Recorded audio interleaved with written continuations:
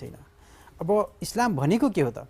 इस्लाम भनेको आफ्ना इच्छा आकांक्षाहरू सर्वलोकको मालिक अल्लाहप्रति समर्पित गरी अल्लाहले बताएको नियम र कानुन अनुसार जीवनयापन गर्नु। अल्लाह सुब्हानो ताआलाले समय समयमा मानवको मार्गदर्शनको लागि समय समयमा सन्देशहरू पठाउनु भयो, नबीहरू पठाउनु भयो। आदम अलैहिस्सलामको समयदेखि लिएर आखिरी पैगम्बर आखिरी नबी मोहम्मद सल्लल्लाहु अलैहि वसल्लमको समयसम्म अल्लाह सुब्हानो ताआलाले कयौं सन्देशहरू पठाउनु भयो। प्रत्येक सन्देशताको एउटै आह्वान थियो कि एउटै ईश्वरको पूजा गर, एउटै परमेश्वरको पूजा गर, एक मात्र ईश्वरलाई मान, उहाँको आज्ञा पालन गर। यही उहाँको आज्ञा पालन गर्नु र उहाँलाई मान्नु नै इस्लाम हो। र हरेक समुदाय, हरेक दौरमा, हरेक समयमा इस्लाम नै थियो, इस्लाम बाहेक अरू कुनै धर्म थिएन। त्यसले गर्दा अल्लाह सुब्हानो ताआलाको निकट स्वीकार्य धर्म भनेको इस्लाम नै हो।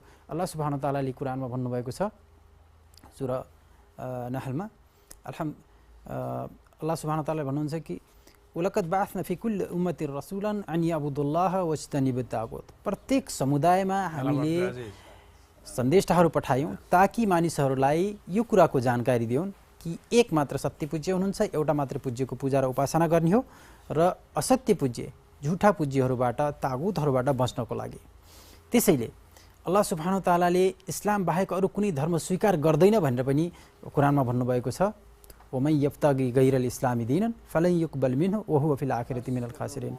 अल्लाह सुब्हानो ताआलाले भन्नुभएको छ कि अल्लाहको निकट स्वीकार्य धर्म भनेको इस्लाम नै हो र जसले पनि इस्लाम बाहेक अन्य कुनै धर्म लिएर कयामतको दिन अल्लाहको सामु उपस्थित हुनेछ, यस संसार पछिको जीवनमा हिसाब किताबको जिन्दगीमा हिसाब किताब दिँदाखेरि अल्लाहको सामु उपस्थित हुनेछ, इस्लाम बाहेक अरू कुनै सिद्धान्त लिएर गएको हुनेछ, त्यसको त्यो सिद्धान्त, त्यसले लिएर गएको त्यो कार्य, त्यो विधान, त्यो नियम र त्यो कर्मलाई अल्लाह सुब्हानो ताआलाले स्वीकार गर्नुहुने छैन।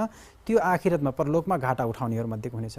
त्यसले गर्दाखेरि इस्लाम अल्लाहप्रति समर्पित भएर एकमात्र सत्य पूज्यको पूजा, उपासना र भक्ति गर्नको लागि सम्पूर्ण दाजुभाइ तथा दिदीबहिनीहरूलाई म स्वागत गर्न चाहन्छु, आह्वान गर्न चाहन्छु।